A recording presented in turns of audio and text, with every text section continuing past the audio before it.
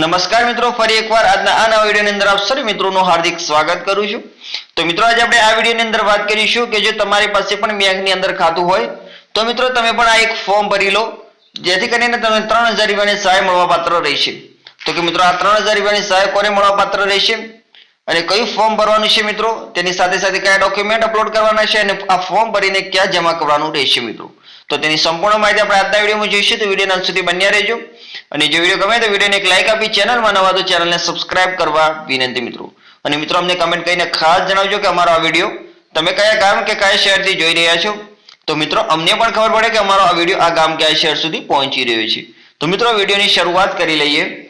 તો કે વડાપ્રધાન નરેન્દ્ર મોદીને નેતૃત્વના દેશના દરેક નાગરિક માટે વિવિધ બેન્કિંગ સેવાઓની સાર્વત્રિક સુવિધા સુનિશ્ચિત કરવા માટે સૌપ્રથમ પ્રધાનમંત્રી જનધન યોજના હેઠળ ઝીરો બેલેન્સથી બેંક ખાતું ખોલવાના અભિયાનનો દેશભરમાં શુભારંભ કરવામાં આવ્યો હતો। એટલે કે મિત્રો વડાપ્રધાન નરેન્દ્ર મોદી છે મિત્રો, તેમના દ્વારા વિવિધ બેન્કિંગ સેવાઓની સાર્વત્રિક સુવિધા સુનિશ્ચિત કરવા માટે થઈને મિત્રો સૌપ્રથમ પ્રધાનમંત્રી જનધન યોજના હેઠળ ઝીરો બેલેન્સથી બેંક ખાતું ખોલવાના અભિયાનનો દેશભરમાં શુભારંભ કરવામાં આવ્યો હતો મિત્રો। અને ગુજરાતમાં અત્યાર સુધીમાં મુખ્યમંત્રી ભૂપેન્દ્ર પટેલ માર્ગદર્શનના પીએમ જનધન યોજના હેઠળ વિક્રમજનક કુલ 1.94 કરોડથી વધુ બેંક ખાતા ઝીરો બેલેન્સથી ખોલીને શહેરી અને ગ્રામીણ વિસ્તારમાં રહેતા સામાન્ય લોકોમાં મુખ્યમંત્રી ભૂપેન્દ્ર પટેલ નાગરિકને બેન્કિંગ સુવિધા સાથે જોડવાનો ભગીરથ પ્રયાસ કરવામાં આવ્યો છે। એટલે કે મિત્રો ગુજરાતના અત્યાર સુધીની અંદર મુખ્ય ભૂપેન્દ્ર પટેલ દ્વારા પીએમ જનધન યોજના હેઠળ કુલ 1.94 કરોડથી વધુ બેંક ખાતા ઝીરો બેલેન્સથી ખોલીને મિત્રો શહેરી અને ગ્રામીણ વિસ્તારના જે રહેતા લોકો છે મિત્રો તેમને બેન્કિંગ સુવિધા સાથે જોડવાનો પ્રયાસ કરવામાં આવ્યો છે મિત્રો। ત્યારબાદ આપણે આગળ વાત કરીએ કે જનધન યોજના હેઠળ ખોલવામાં આવેલા ખાતામાં ઘણી સુવિધાઓ ઉપલબ્ધ છે મિત્રો। તો કે કેન્દ્ર સરકાર પ્રધાનમંત્રી જનધન યોજના હેઠળ ઝીરો બેલેન્સ સેવિંગ એકાઉન્ટ ખોલવામાં આવે છે અને આમાં અકસ્માત વીમો, ઓવરડ્રાફ્ટ સુવિધા, ચેકબુક સહિત અન્ય ઘણા લાભો પણ ઉપલબ્ધ છે। એટલે કે મિત્રો આ જે જનધન યોજના હેઠળ જે ખોલવામાં આવેલા ખાતા છે મિત્રો તેની અંદર ઘણી સુવિધા ઉપલબ્ધ છે। દાખલા તરીકે કેન્દ્ર સરકાર પ્રધાનમંત્રી જનધન યોજના હેઠળ ઝીરો બેલેન્સ સેવિંગ એકાઉન્ટ ખોલવામાં આવે છે મિત્રો, અને આના અંદર અકસ્માત વીમો છે મિત્રો, ઓવરડ્રાફ્ટ સુવિધા છે મિત્રો, ચેકબુક સહિત અન્ય ઘણા પણ લાભો મળી રહે છે મિત્રો। ત્યારબાદ આપણે આગળ વાત કરીએ કે આ દરમિયાન પીઆઈવીએમ મોદીએ એક મહત્વની વાત પર ખાસ ભાર આપ્યો છે મિત્રો, કે તેમણે કહ્યું છે કે જનધન ખાતાઓનું કેવાયસી અપડેટ કરાવવું અત્યંત જરૂરી છે મિત્રો, નહીં તો ખાતું બંધ થઈ શકે છે।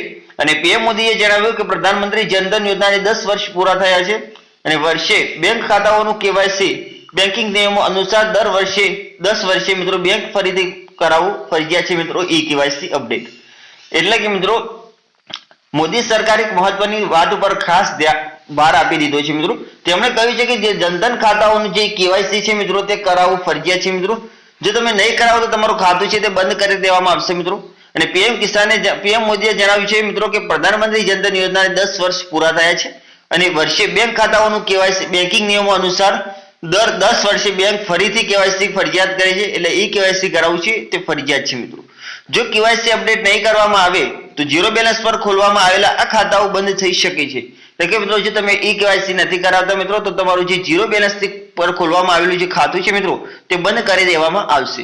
અને આ સમસ્યાને ધ્યાનમાં રાખીને સરકારે એક વિશેષ અભિયાન શરૂ કર્યું છે, જેના દ્વારા કેવાયસી પ્રક્રિયાને સરળ અને સુલભ બનાવવામાં આવી રહી છે। એટલે કે મિત્રો આ સમસ્યાને ધ્યાનમાં રાખીને સરકાર દ્વારા વિશેષ અભિયાન શરૂ કરી દેવામાં આવ્યું છે, જેના દ્વારા કેવાયસી પ્રક્રિયા છે મિત્રો તે તમે સરળ રીતે કરી શકો છો મિત્રો। એટલે કે ગામડે ગામડે કેવાયસી કેમ્પ 1 જુલાઈથી શરૂ થયેલા આ અભિયાન હેઠળ દેશભરની ગ્રામ પંચાયતોમાં બેંક કર્મચારીઓ દ્વારા કેવાયસી કેમ્પ અને મેળાઓનું આયોજન કરવામાં આવ્યું છે। એટલે કે મિત્રો આ જે ગામડે ગામડે કેવાયસી કેમ્પ રાખવામાં આવે છે સરકાર દ્વારા કે 1 જુલાઈથી શરૂ થયેલા આ અભિયાન હેઠળ દેશભરની જે ગ્રામ પંચાયત છે મિત્રો તે બેંક કર્મચારીઓ દ્વારા કેવાયસી કેમ્પ અને મેળાઓનું આયોજન કરવામાં આવે છે મિત્રો। અને આ કેમ્પની અંદર લાખો લોકોએ પોતાના કેવાયસી ખાતાનું કેવાયસી અપડેટ કરાવવાનું છે। અને પીએમ મોદીએ ખાતાધારકોને અપીલ કરી છે કે જો તમે હજુ સુધી ઈ કેવાયસી ન કરાવ્યું હોય તો નજીકના કેમ્પ અથવા બેંકમાં જઈને આ પ્રક્રિયા પૂર્ણ કરો। એટલે કે મિત્રો જો તમારી પાસે જનધન ખાતું હોય મિત્રો તમારે પણ ઈ કેવાયસી બાકી હોય તો તમે નજીકના કેમ્પ અથવા બેંકમાં જઈને આ ઈ કેવાયસી છે તે પ્રક્રિયા પૂર્ણ કરી લેજો। જો તમે ઈ કેવાયસી પ્રક્રિયા પૂર્ણ નથી કરતા તો તમારે પણ જનધન ખાતું છે તે બંધ કરી દેવામાં આવશે સરકાર દ્વારા। ત્યારબાદ આપણે આગળ વાત કરીએ જનધન ખાતામાં પણ ઘણા ફાયદા છે મિત્રો। જો તમારી પાસે જનધન ખાતું છે તો તમે ઓવરડ્રાફ્ટ દ્વારા તમારા ખાતામાંથી વધારાના 10,000 રૂપિયા સુધી ઉપાડી શકો. એટલે કે મિત્રો જો તમારી પાસે જનધન ખાતું હોય તો તમે ઓવરડ્રાફ્ટ દ્વારા મિત્રો ખાતામાંથી વધારાના 10,000 રૂપિયા ઉપાડી શકો છો મિત્રો. માટે આધાર કાર્ડ હોવું અને ઓવરડ્રાફ્ટ સુવિધાનો લાભ લેવા માટે આધાર કાર્ડ હોવું જરૂરી છે મિત્રો. એટલે કે મિત્રો આ જે તમારું ઓવરડ્રાફ્ટ સુવિધા છે મિત્રો તેને લાભ લેવા માટે તમારે આધાર કાર્ડ હોવું જરૂરી છે અને આધાર કાર્ડ સાથે મિત્રો તમારો જે મોબાઈલ નંબર છે તે પણ લિંક હોવો જરૂરી છે. અને ઓવરડ્રાફ્ટ સુવિધા એક એવી સુવિધા છે જેના હેઠળ ખાતાધારક તેના ખાતામાં પૈસા ન હોવા છતાં પણ ખાતામાંથી પૈસા ઉપાડી શકે છે. એટલે કે મિત્રો જે તમારા આ ઓવરડ્રાફ્ટની સુવિધા એક એવી સુવિધા છે કે જે તમારા ખાતાની અંદર 0 પૈસા હોય તો પણ તમે 10,000 રૂપિયા છે ઉપાડી શકો છો મિત્રો. એટલે કે ખાતાધારકના ખાતામાં બેલેન્સ શૂન્ય છે તો પણ 10,000 રૂપિયા મળી જશે. એટલે કે તમારા ખાતાની અંદર જો શૂન્ય બેલેન્સ હોય, તમારા ખાતાની અંદર 1 પણ રૂપિયા ના હોય તો મિત્રો તમે પણ 10,000 રૂપિયા ઉપાડી શકો છો. જો કોઈ પણ પ્રધાનમંત્રી જનધન ખાતું આધાર કાર્ડ સાથે લિંક નથી તે ખાતા પર ઓવરડ્રાફ્ટ સુવિધા લાભ મળશે નહીં. જો એટલે કે મિત્રો પ્રધાનમંત્રી જનધન ખાતાનો આધાર કાર્ડ સાથે લિંક હોવું જરૂરી છે મિત્રો. જો તમારે આધાર કાર્ડ સાથે લિંક ના હોય મિત્રો તો આ જે સુવિધા છે મિત્રો ઓવરડ્રાફ્ટની તે તમને મળશે નહીં. અને આ સુવિધા ટૂંકા ગાળાની લોન જેવી છે. પહેલા આ રકમ 5,000 રૂપિયા હતી અને સરકારે હવે તેને વધારીને 10,000 રૂપિયા કરી દીધી છે. એટલે કે મિત્રો જે આ સુવિધા છે મિત્રો તે ટૂંકા ગાળાની લોન જેવી છે. દાખલા તરીકે પહેલા આ રકમ હતી 5,000 રૂપિયા અને હવે તેને સરકારે વધારીને 10,000 રૂપિયા કરી દીધી છે મિત્રો. હવે વાત કરીએ કે કેવાયસી કેવી રીતે કરાવવું. તો કે ઈ કેવાયસી કરાવવું ખૂબ જ સરળ છે. તમારે ફક્ત નીચેની 2 વસ્તુઓ સાથે લઈ જવાની છે. બેંક પાસબુક, તમારા જનધન ખાતાની પાસબુક, વતની પાસબુક, આધાર કાર્ડ, તમારું આધાર બાયોમેટ્રિક, ફિંગરપ્રિન્ટ અથવા આઈ સ્કેન દ્વારા કેવાયસી પ્રક્રિયા ગણતરીની મિનિટોમાં પૂર્ણ થઈ જશે. તમે નજીકની બેંક શાખા અથવા કેવાયસી કેમ્પમાં જઈને આ કામ કરાવી શકો છો. એટલે કે મિત્રો તમારે કેવાયસી કેવી રીતે કરાવવું તો કે ઈ કેવાયસી કરાવવું ખૂબ જ સરળ છે.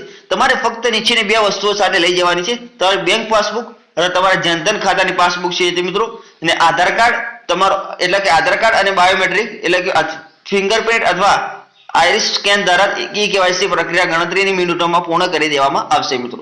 જે તમે નજીકની બેંક શાખા અથવા કેવાયસી કેમ્પમાં જઈને આ કામ કરાવી શકો છો મિત્રો. એટલે કે તમારે આધાર કાર્ડ અને બેંકની પાસબુક સાથે લઈ જવાની છે અને તમારે મિનિટોની અંદર ઈ કેવાયસી પ્રક્રિયા છે તે પૂર્ણ થઈ જશે મિત્રો. એટલે કે મિત્રો આ રીતે તમે જનધન ખાતું હોય મિત્રો તમારી પાસે તો તમે આ રીતે ઓવરડ્રાફ્ટની પણ સુવિધાનો લાભ લઈ શકો છો. એટલે કે મિત્રો જે તમારી ખાતાની અંદર 0 બેલેન્સ હોય તો પણ તમે 10,000 રૂપિયા સુધી ઉપાડી શકો છો મિત્રો. પહેલા આ રકમ હતી મિત્રો 5,000 રૂપિયા ઉપાડી શકતા હતા પરંતુ હવે સરકાર દ્વારા તમે વધારો કરીને 10,000 રૂપિયા કરી દેવામાં આવી છે મિત્રો. તો મિત્રો અમે આશા કરીએ છીએ કે તમને આ વિડીયો ગમ્યો હશે તો વિડીયોને એક લાઈક આપી ચેનલમાં નવા તો ચેનલને સબસ્ક્રાઇબ કરવા વિનંતી, જેથી કરીને અમે કોઈ પણ આવી સુવિધા અથવા કોઈ બી યોજના વિશે માહિતી લાવી અમારી YouTube ચેનલની અંદર તો તેની સૌથી પહેલી નોટિફિકેશન તમને મળતી રહે. થેન્ક યુ મિત્રો.